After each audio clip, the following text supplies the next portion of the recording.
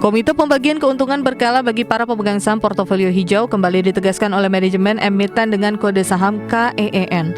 Dalam RUU PST yang digelar di Jakarta pada Kamis 4 Juni 2026, perseroan sepakat mengalokasikan dana dividen sebesar $1,68 juta dengan acuan kurs tengah Bank Indonesia Rp17.883 per dolar Amerika.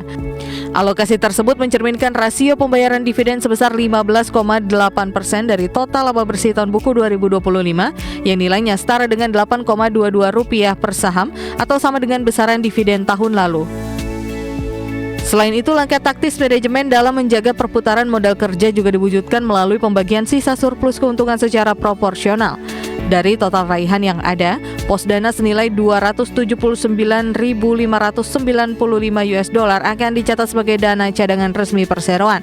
Sementara itu, sisa dana segar sebesar $7,13 juta dipastikan akan langsung dialirkan masuk ke dalam pos kas internal guna mendukung seluruh pembiayaan aktivitas operasional dan ekspansi unit bisnis pembangkit listrik ke depan.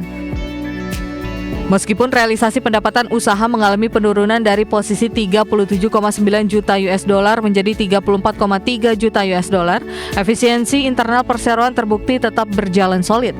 Rapor margin EBITDA perusahaan mampu bertahan kuat di level 52% dengan perolehan nilai real sebesar $17,8 juta.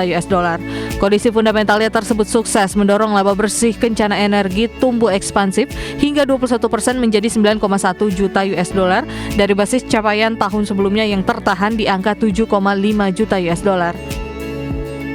Adapun kenaikan profitabilitas bersih ini ditopang oleh operasional kapasitas terpasang pembangkit listrik yang mencapai 69,5 MW dengan proyeksi target baru sebesar 79,5 MW. Sepanjang 2025, total produksi pasokan listrik bersih perseroan melonjak naik 2% hingga menyentuh angka 376 GWh.